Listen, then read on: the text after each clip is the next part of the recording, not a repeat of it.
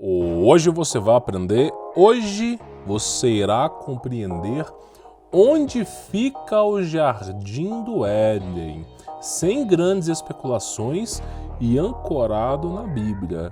E nós temos referências profundas no cânon bíblico e também nos livros apócrifos. Então eu recomendo que você assista esse vídeo até o final. Se você quiser baixar esse e-book de estudo, material complementar, lá no meu Telegram você encontra, tá? Tá gratuito, você baixa por lá para você poder estudar. E claro, se quiser conhecer o meu trabalho, tá? É o primeiro link na descrição no YouTube, também tem um link lá no Telegram. Você vai se tornar um dos meus alunos, vai ter o meu contato pessoal e é um preço bem acessível e com 50% de desconto, tá bom? Então vamos lá, onde que fica o Jardim do Éden? Essa é uma grande pergunta, tá? Muitos acreditam, por exemplo, que o Jardim do Éden não está mais na Terra. Outros acreditam que foi devastado com o dilúvio. Outros, por exemplo, acreditam que ainda está aí, tá? Então onde que fica? Será que é na Amazonas? Onde é que fica o jardim? Bom, vamos pegar de referência bíblica, tá? Ao cânon bíblico, para a gente poder ancorar, tá, os nossos estudos numa fonte confiável. Depois a gente vai ramificando isso aqui. Mas vamos ancorar na Bíblia primeiro para não ter erro, tá? Olha só, essa é a história das origens dos céus e da terra, tá? No tempo que foram criados, quando o Senhor Deus fez a terra e os céus. Gênesis capítulo 2, versículo 4. E o Senhor Deus plantou um jardim na direção leste no Éden, e ali ele colocou o homem a quem havia formado. Gênesis capítulo 2, versículo 8. O que você entende logo nesses dois capítulos aqui? Primeiro, né, Gênesis 2, capítulo 2, versículo 4, você entende logo de cara que Deus criou a terra, né? Primeira coisa, a história dos céus e da terra. É a história de Gênesis, a história da Bíblia, a história da humanidade. Então a história dos céus e da terra.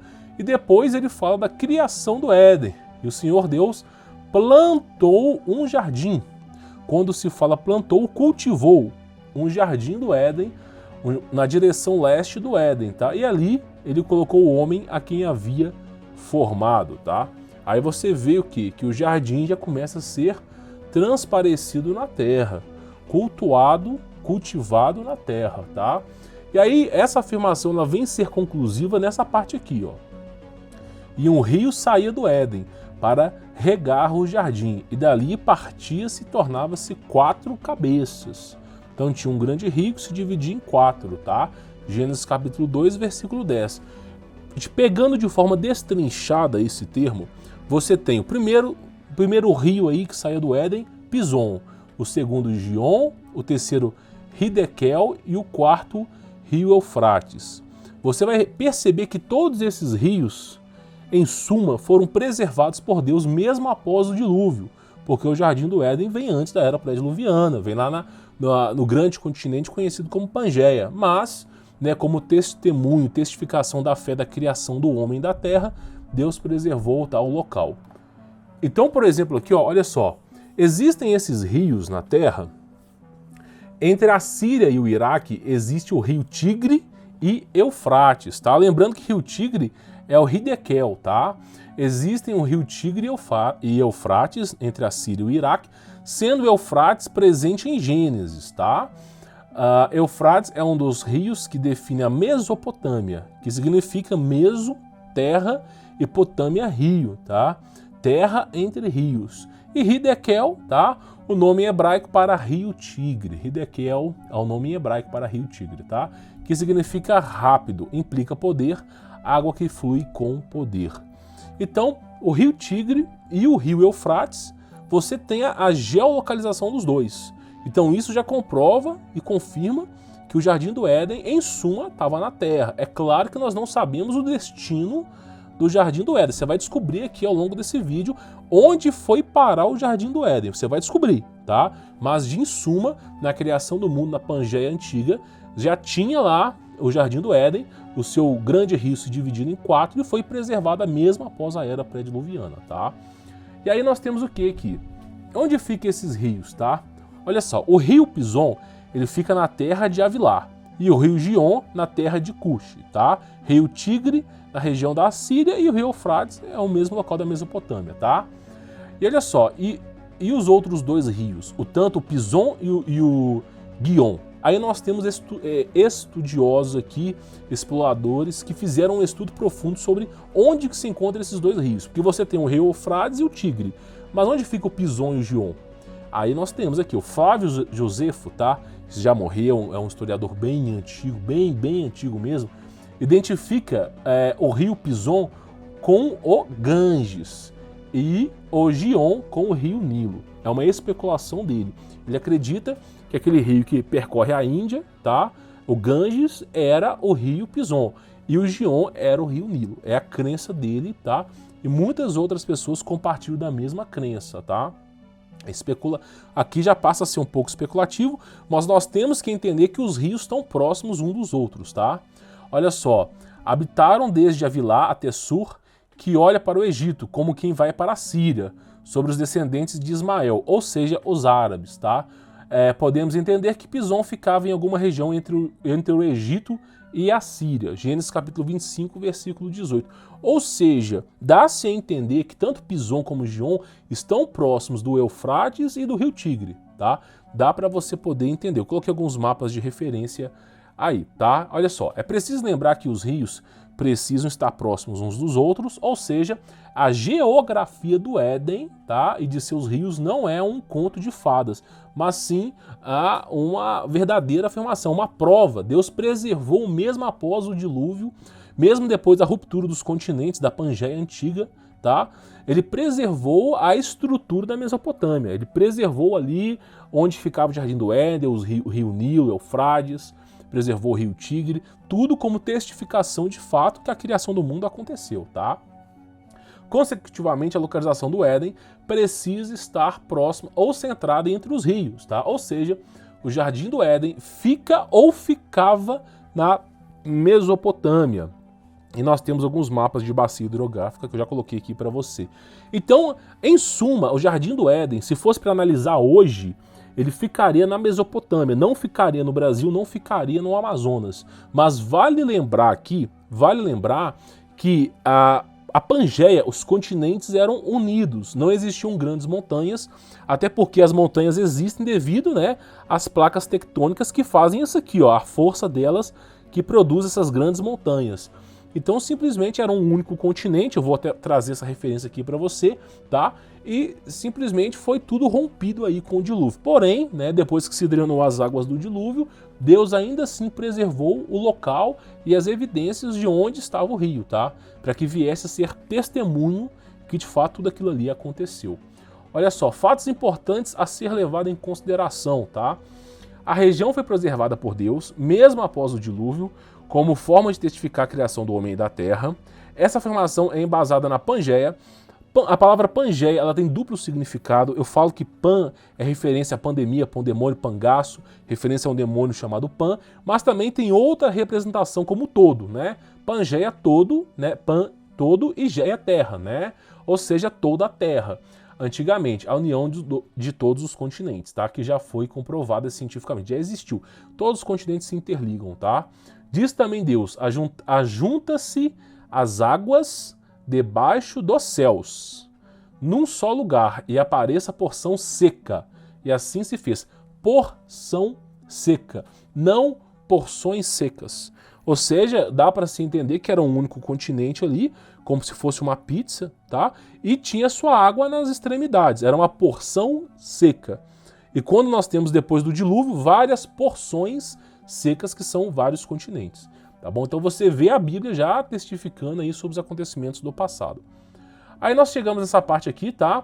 Que é o apócrifo, porque nós sabemos que o Jardim do Éden ele é originado na Mesopotâmia. Isso aí, ó, Rio Tigre, Eufrates, nós temos evidências que tanto o Nilo como aquele dos indianos também, que trazem essa nascente por lá.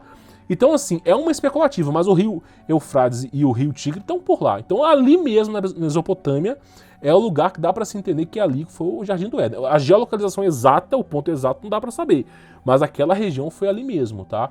Eu até acredito que Deus não quis deixar evidência da geolocalização exata para não virar idolatria, né?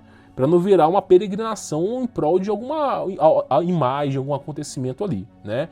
Mas ele preservou o local. Então vamos continuar, olha só. O livro apócrifo, tá? O livro de Enoque, olha o que é dito, tá? No livro 2 de Enoque. Enoque escreveu mais de 300 livros, tá bom? Mas que chegou ao conhecimento do ser humano foram apenas aí uma meia dúzia. Então assim, no livro 2 de Enoque, os segredos de Enoque, ou o livro de Enoque, tá? No capítulo 31, versículo 1 ao 4, olha só o que é dito. Adão irá viver na terra, isso é Deus falando. E eu criei um jardim no Éden, tá? Ao leste, para que ele pudesse cumprir o testamento e manter a ordem. Então Adão tinha uma função primordial ali que eu venho debatendo aqui, tá? Fiz com que os céus se abrissem diante dele para que se pudesse ver os anjos cantando o hino da vitória e a luz resplandecente. Ele permaneceu no paraíso e o demônio entendeu que eu queria criar outro mundo, porque Adão era senhor da terra para comandá-la e controlá-la. Então olha só, Adão irá viver na terra. Então você já percebe aí, logo de cara, que Deus criou o mundo, tá endossado, aqui nós estamos falando de apócrifo, especulativo, mas é a mesma referência a Gênesis. A criação partiu da terra ali. O jardim do Éden, como é dito ali, ó lá, um jardim no leste. Então assim, ó, eu criei um jardim no Éden ao leste, ou seja, na terra, irá viver na terra, e eu criei um jardim no Éden ao leste. Então você vê que o jardim, mesmo no apócrifo também, tá? Ele faz referência que tá na terra, tá? Eu só tô falando isso aqui para você porque o livro de Enoque, pelo menos os etíopes, consideravam como cânon bíblico. E os judeus também, antes de 200 depois de Cristo, também era considerado como um livro sagrado, depois que virou apócrifo, tá? Então olha para você ver, o jardim ficava na terra, mas o livro dá-se a entender que foi removido, tá? Olha só, olha o que se é falado aqui no livro de Enoque, tá? O segundo livro de Enoque, capítulo 8, versículo 1. E aqueles homens me tomaram então e me conduziram ao terceiro céu. E lá me puseram e olhei para baixo e vi os produtos daquele lugar, que jamais foram conhecidos. Quando ele fala produtos, dá-se a entender que vai continuando essa história, que são árvores frutíferas, são aromas que a humanidade nunca conheceu. Sua raiz está no jardim, no fim da terra. Então você percebe aí que de alguma maneira o jardim do Éden não está mais na Mesopotâmia. Segundo um especulativo, um apócrifo de Enoque, o jardim do Éden teve outra finalidade. Após o dilúvio, após o cessar aí, ele foi removido para outro local, tá? Ou foi plantado em outro local. Também temos essa hipótese, tá? Olha só. E eles se separaram em 4 partes e vão dar no paraíso do Éden, entre a corruptibilidade e a incorruptibilidade. Corruptibilidade é terra, incorruptibilidade céus. É o que dá para se entender. E dali elas vão à terra, sofrem uma revolução em seu círculo, transformando até em outros elementos. Então foi se removido o jardim do Éden, o que Enoque dá para se entender aqui. E quando ele deságua dos céus para a terra, não se sai necessariamente os produtos que são originados do jardim do Éden. O que sai dali é mutado, transmutado, para que se venha a nossa realidade de uma outra maneira. Então, Enoque defende a hipótese, pelo menos o que eu acredito aqui no especulativo, que o jardim do Éden já não está mais na terra, mas sim no terceiro céu, na terceira camada do céu, segundo a cosmologia de Enoque, tá bom? É segundo o que o Enoque pensa aqui. Então nós temos aí o cânon bíblico falando, tá? Que é na área da Mesopotâmia, isso é confirmado, foi ali mesmo, tá? Que originou o Jardim do Éden. Pelo menos é onde se passa os rios ali, foi preservado por Deus, tá? Mas vale lembrar que na Pangeia Antiga tudo era unido, era um único continente, tá? Mas independente disso, ainda foi preservado. E você vê, segundo o apócrifo de Enoque, tá? Não que seja um cânon bíblico, mas que foi retirado da terra. E isso dá para se entender de forma perfeita, porque a árvore da vida e da morte e do conhecimento do bem e do mal não estão presentes na terra. Essas árvores não estão presentes. E Deus, segundo Gênesis, originou, deu a função a alguns querubins com espadas flamejantes para proteger o jardim do Éden, para proteger a árvore da vida e da morte. Então você percebe que essas árvores não estão mais presentes na terra. Então assim, é um especulativo, é um livro apócrifo, mas que, de certo modo, é muito plausível os seus argumentos, tá? Se você quiser baixar esse livro aqui, tá lá no meu Telegram para você poder estudar. Então, qual que é a conclusão que nós temos aqui? Olha só, onde fica o Jardim do Éden ficava na Mesopotâmia. Isso naquela região, tá? Após a Pangeia, mas era no centro, mais ou menos no centro da Terra. E onde foi parar agora, segundo o especulativo do Enoque, até onde nós podemos saber, na terceira camada do céu, resguardado nos céus aos vitoriosos. É o que dá para se entender aqui, tá bom? Eu espero que você tenha gostado desse vídeo. Eu peço para você deixar o seu like, que é extremamente importante, tá? Esse é um tipo de trabalho que gasta muito tempo para ser feito. Eu conto com o seu like para que esse vídeo seja divulgado para mais pessoas. Eu peço encarecidamente para vocês compartilharem no WhatsApp, compartilharem com a família esse vídeo. É um vídeo excelente, com embasamento bíblico, que você pode ter o resto da sua vida. Baixe esse vídeo, envia para a família, envia o link do YouTube para a família, tá? E peço para você conhecer o meu trabalho, tem um link aqui na descrição, tá bom? Se você tiver alguma pergunta que quer que eu responda, comente aqui embaixo nos comentários. Vou ficando por aqui, sou Humberto Voltz, forte abraço!